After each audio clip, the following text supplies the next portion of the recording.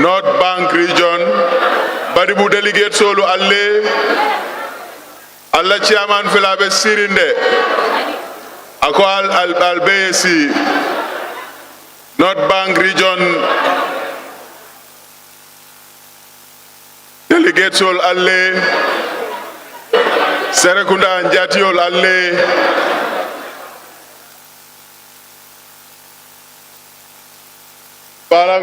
Falang Sonko, Yusuf Cham, Executive Committee members always selected National President Fela Nata.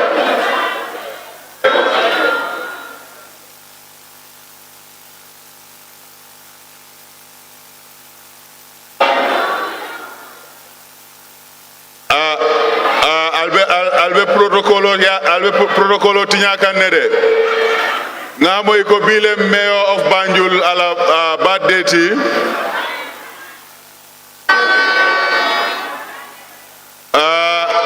nim party leader nata mbebe donkilo la mayor ele kala birthday jura anate Mayor Malik Lo, how old are you? 18 years? 16 years? Happy birthday, Mayor of Banjul. Ladies and gentlemen, on behalf of the Secretary General and Party Leader and the National Executive, we wish our great Mayor of the capital city of the Gambia a happy birthday.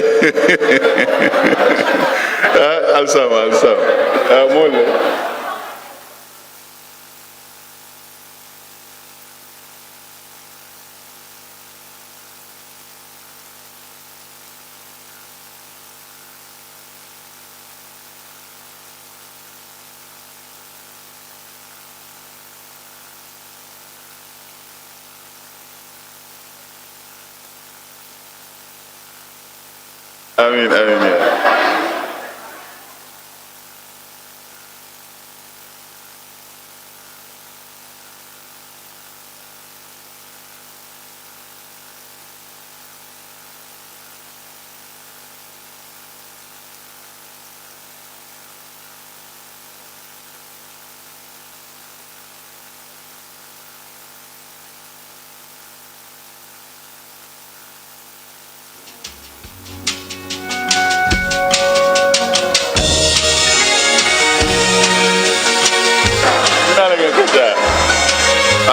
Mandek Mansonata, Alaja Amadou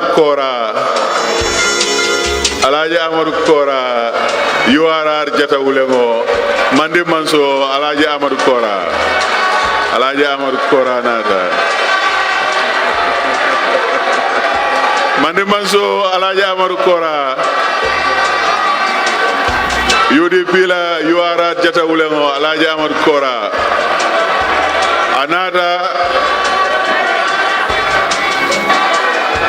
Anala Mansanafo Alaji Amadou Kora Mandi Manso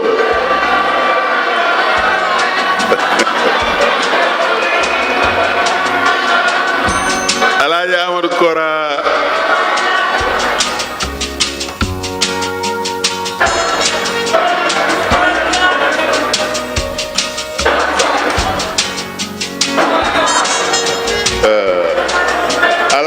Alaji S. Dabo, Chairman, Secretariat. Alaji S. Dabo, wherever you are, we need to start proceedings. Alaji S. Dabo, Momo ya Faiko Congresso Nyanta Kadati Saing. His Excellency Alaji Kemesen Jamme, Avela Fananata, Mimbe Siring Alaji Kemesen Jamedala, Wolemu Deputy Speaker di Alaji Modou Sane,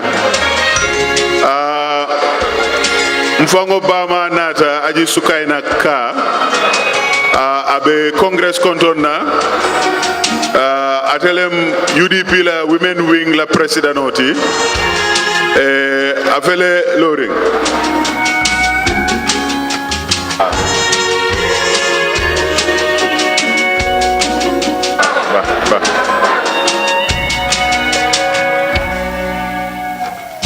ego hadama dingo momo ka jioming momo ka kodomo foye nyina kunum birimbe alfa fola alfa jama nyina te tola na nyancho killing ka fonye nyanta yabe safe abete safe nola bari ngamira ninga woke sama ate kole ala pour que alfa be bunya dila kunung tamba suso nyol bebe nun janne andu manne to fono hani national president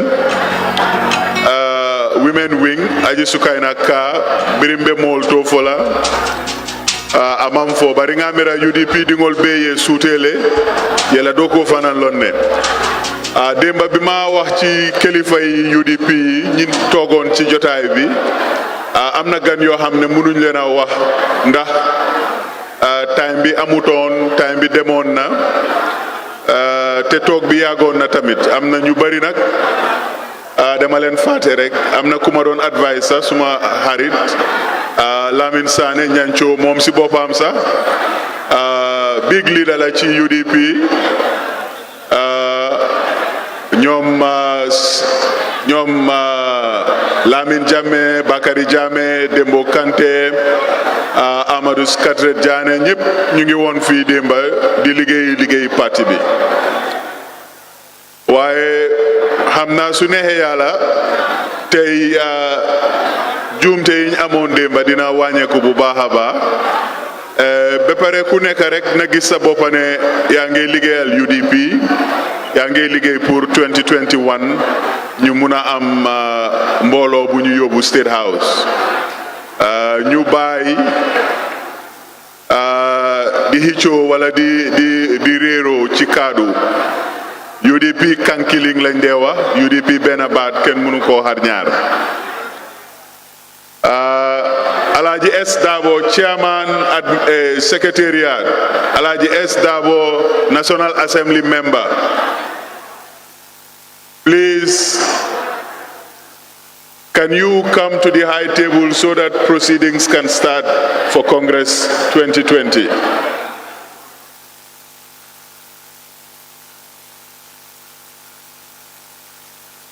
Alaye Abeminto.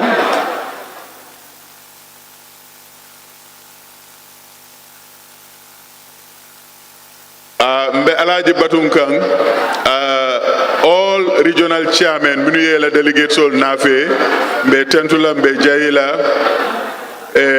Congress proper fango, abe continue kan very shortly. Media fana mimbe mfejang, mbe tentula mbe jaila, Kabo Paradise TV, iAfrica TV, Kerr Fatou Network, GRTS, Sen FM, Star FM. Mol minu be nata kay danku UDP ma ñing congrès oto mbal tentula mbal jeyila. Ñu ngi gërëm ñëpp ñu teew duñ mëna wax ñëpp seen tour nak waaye media bi ànd ak ñun démba ba tey di iAfrica TV, di Paradise TV, di Kerr Fatou, di Fatou Network, di national media bi ci boppam GRTS, Star FM, Sen FM. ñu ngi leen a gërëm bu baax a baax di leen jaajëfal seen liggéey rafet na gis nañ ne ay professionals ngeen ñu ngi leen a gërëm bu baax a baax. Deputy Secretary General ak party leader bi Mariam Baboucar Seka mu ngi toog mu ngi wave delegates si ci booram President female wing of the UDP Aji Sukaina Ka mu ngi toog ci high table bi suñ Minister of Finance National Treasurer Alhaji Amadou Sané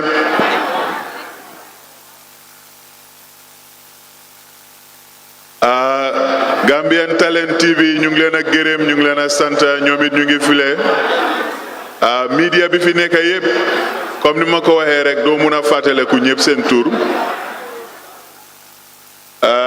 Alhaji S. Dabo, Chairman of the Secretariat of Congress. Can you please come forward so that we can start proceedings? Alhaji S. Dabo.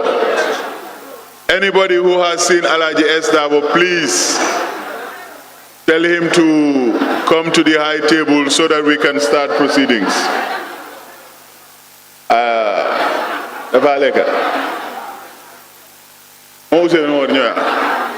All right.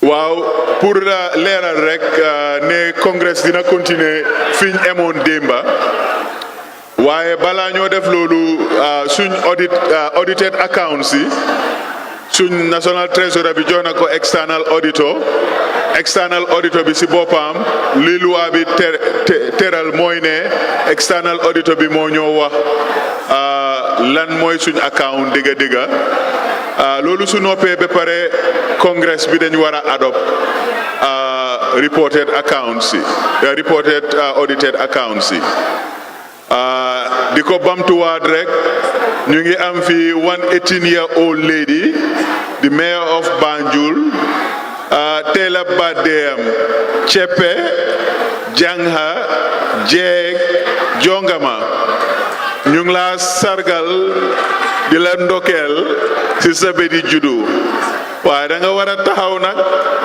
congrès gis la yaa sa góol Mrs. Sedikan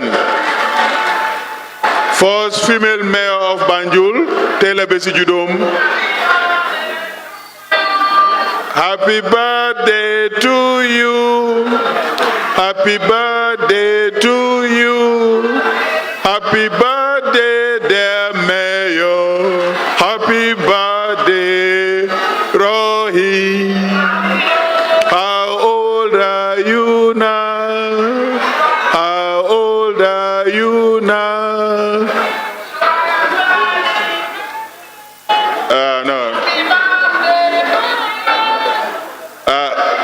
Angu Ibu Mane ambassador Ibu Mane mu ne suma baat bi dafa hur so mu ne ma bàyyi woy bi bàyyi naa woy bi very many happy returns of the day mayor many best wishes and Allah's greatest blessings keep up the good work keep the name of UDP shining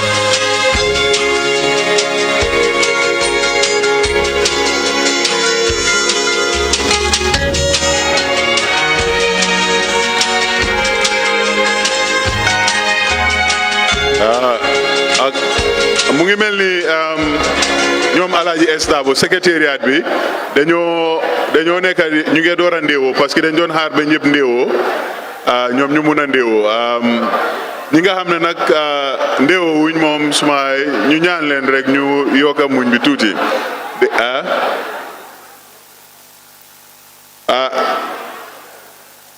well am na benn ñancoo buy yëngatu file suma Lamin Sané Lamin Sané ngalo ite dasa mo yabanne ñancol domoro drong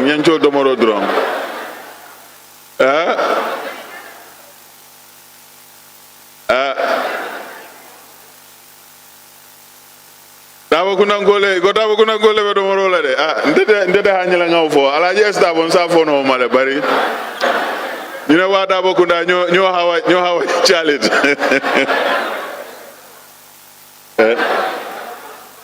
Agan Kroge Alsama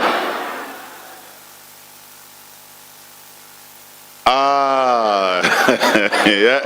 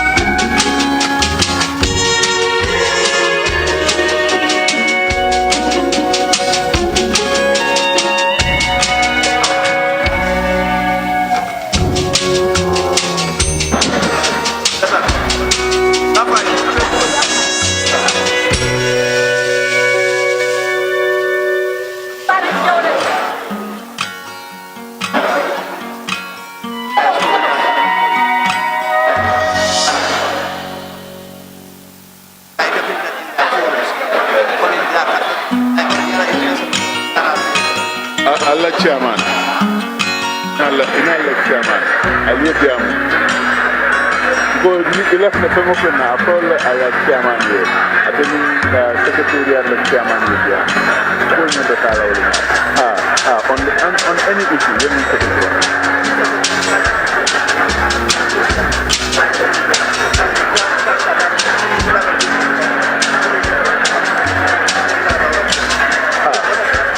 No, I understand that. I left the true way now.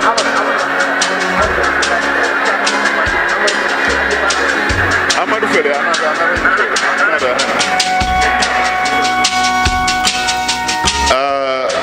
Mandi Manso Amadu Kora, you are Kolko. Ime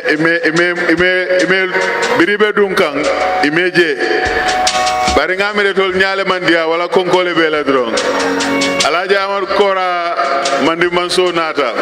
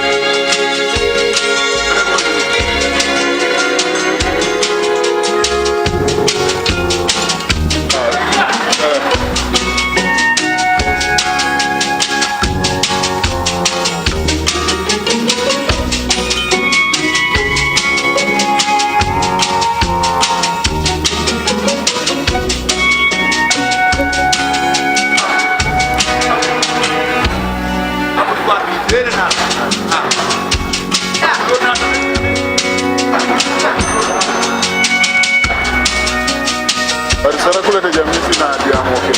Sarakula da ko diamo.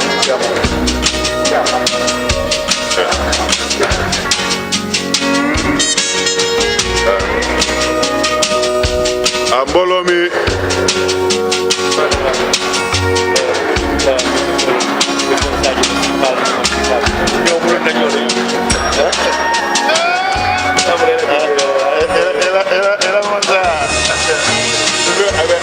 Go past here.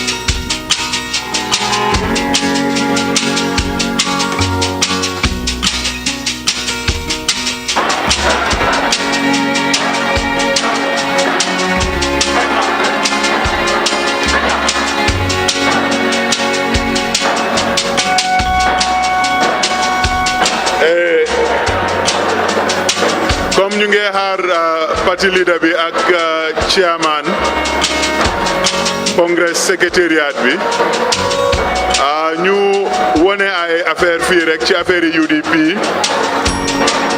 waaye di gën a dëgëral rek ne Gambia yëpp ñoo toog fii tey waa URR wone nañ ne ñoom seen délégation bi Sarahule Paul ak soose ñoo ci gën a fés yeneen xeet itam ñu ngi fa olof manjaago ci boor bu nekk di wone rek ne UDP kankiling UDP benn baat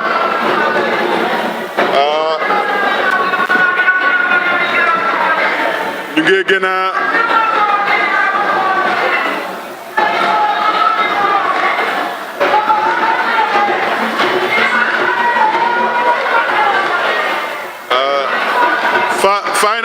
final call. All executive committee members, please be seated. I understand His Excellency, the Secretary General and Party Leader, is now ready to resume the Congress. All executive committee members, please come to the dais and take your seat.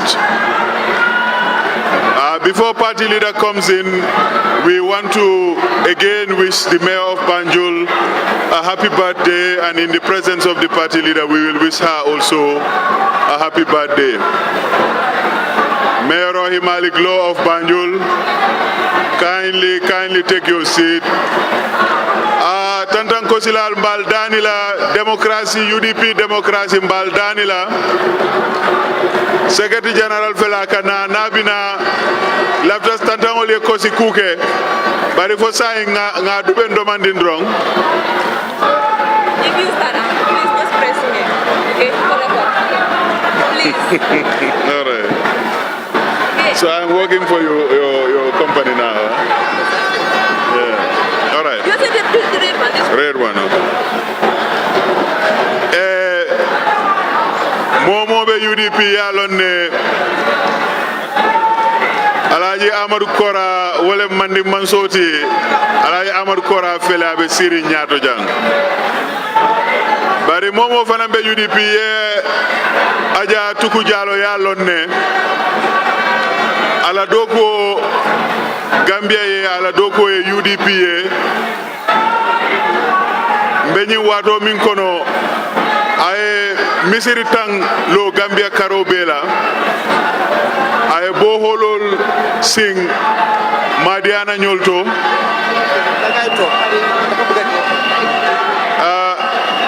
mbal danila mang leen a ñaan toog leen waay parti leader bi mu ngi nii bugg a ñëw tantanko silal ngal dani dukare parti leader fela bina ngana congress dati mang leen a ñaan jalol ngal dani congress bina dati lale kunun tardeta domande mbi fana fele talanta nim fula sita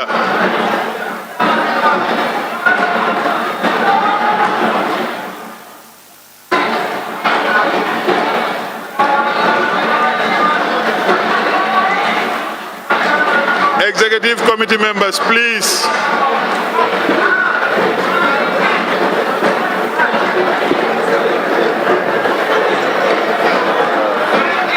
No, not now. Chicken.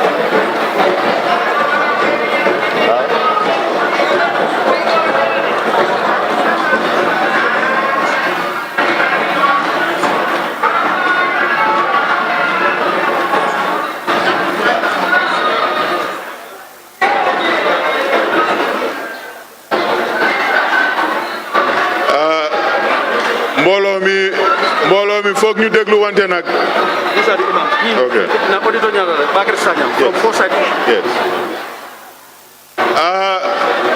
Na auditor nata kunung na treasurer, national treasurer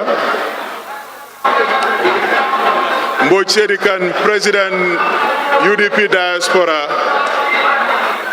ngalom bi mula lumolti bari na high table to ila plazo yene la plazo ta meo bayil no bate way meo bayil no bate way meo bayil no bate way meo bayil no bate way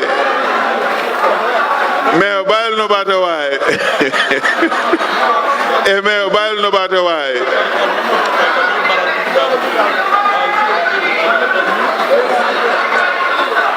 me bayil no bate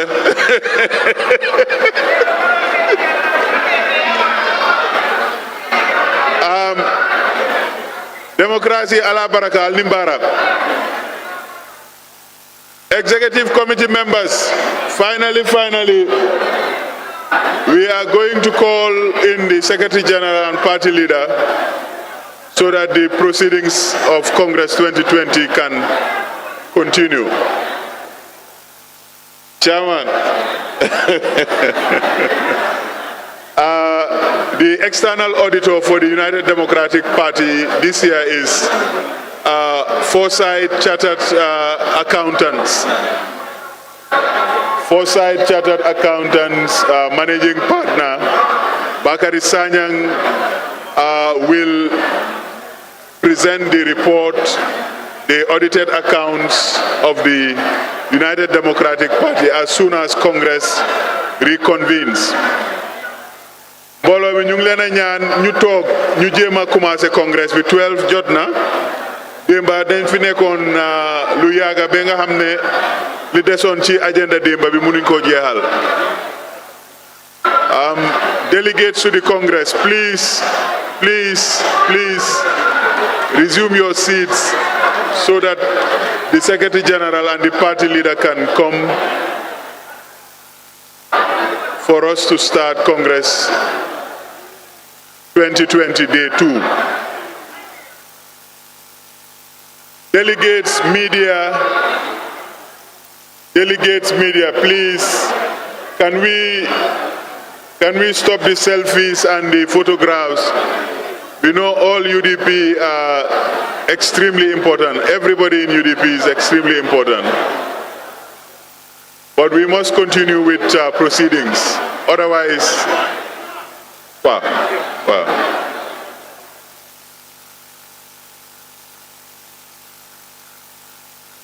Ladies and gentlemen, distinguished delegates, if I may have your attention, please, the Secretary General, party leader, the next president of the Gambia, Alhaji Ousainou Darboe, is about to enter the hall.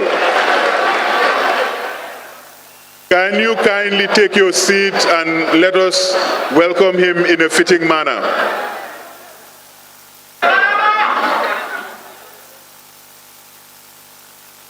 Alimbara jalol alimbara ali ambiance na fe jang ngaldani executive committee members, please, if you are not on the high table, you should be on the high table.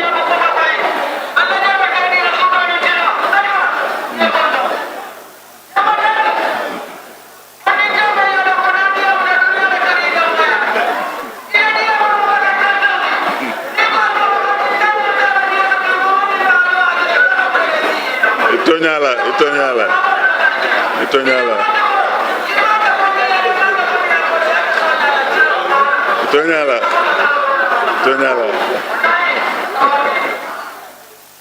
Inimbara.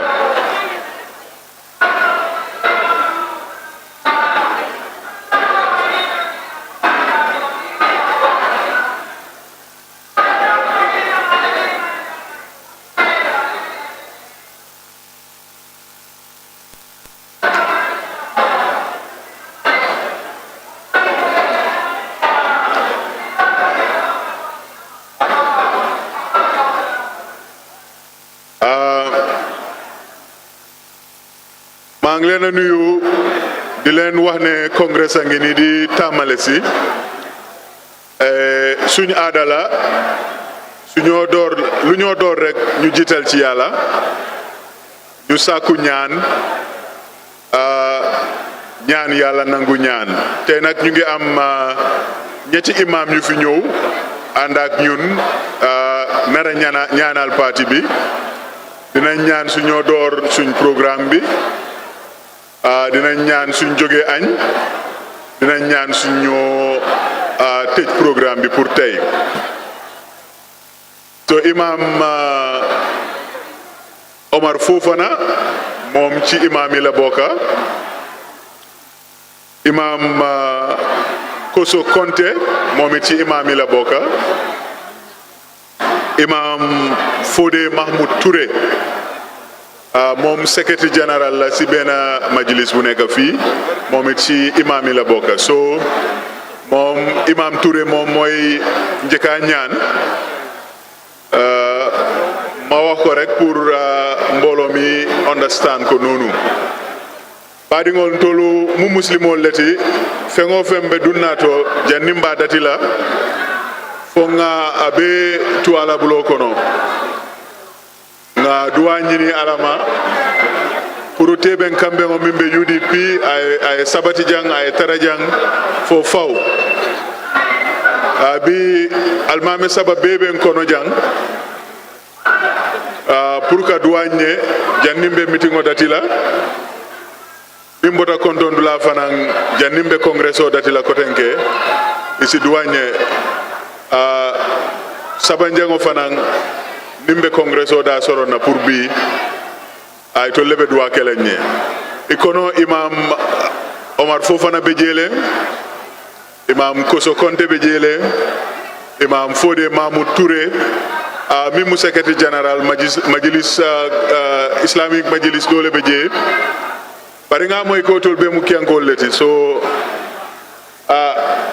mba tula wala to drong parce que deputy speaker fana mu kiankol di ambassadeur Kemesen Jameni kiankol le fana be siring bari ntol bari mu kol mbal bismillah la mba fola li ko alama la duwal be jabila alama kala nemoti patio ay ke nemoti banko ye ngamira Alhaji Ousainou Darboe na la mol bina any minute sign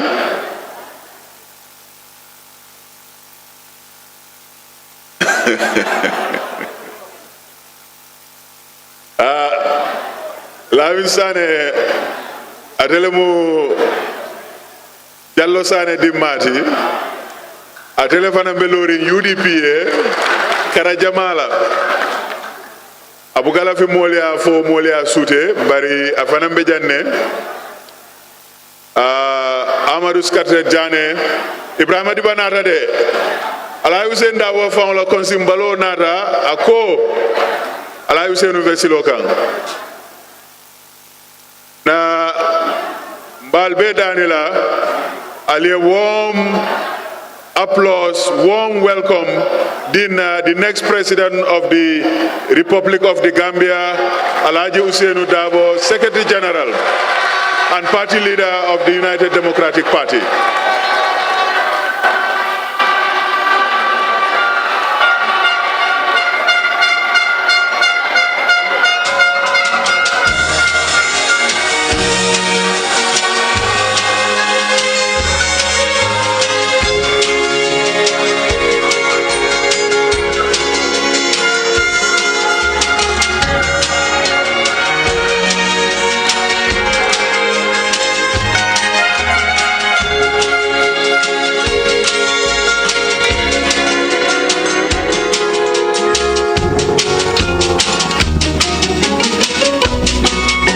Deputy Secretary Administrative Affairs, Lawyer Bori Toure, is climbing the days. Lawyer Bori Toure is the Deputy Secretary for Administrative Affairs, United Democratic Party. Welcome, sir.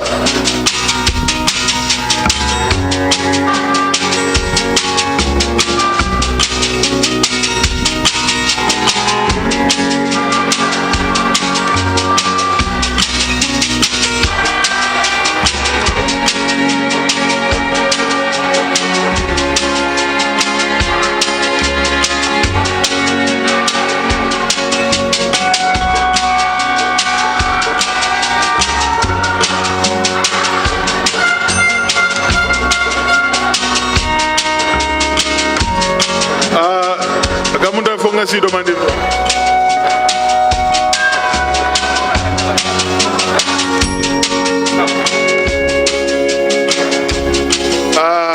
ngaldani I'll see ko party leader ay kuma sutune sota be mim fola drong jannabe dunanang holo kono alimbara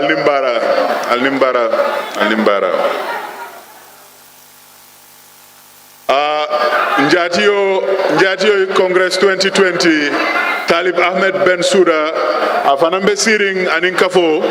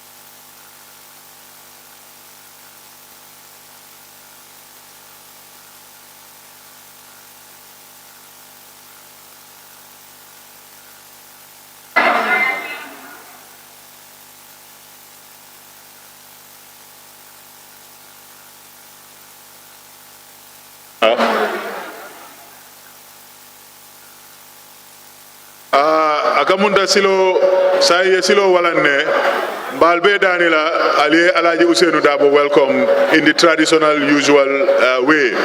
Ladies and gentlemen, please put your hands together and welcome the next president of the Republic of the Gambia, Alhaji Ousainou Darboe.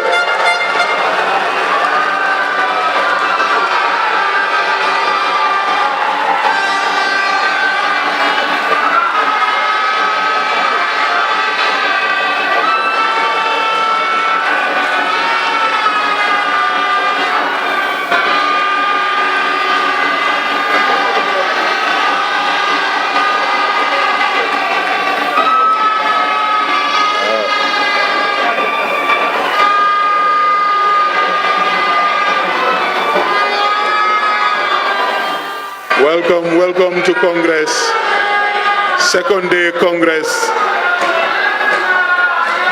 Gambia Lawyer Bar, welcome to Congress, day 2.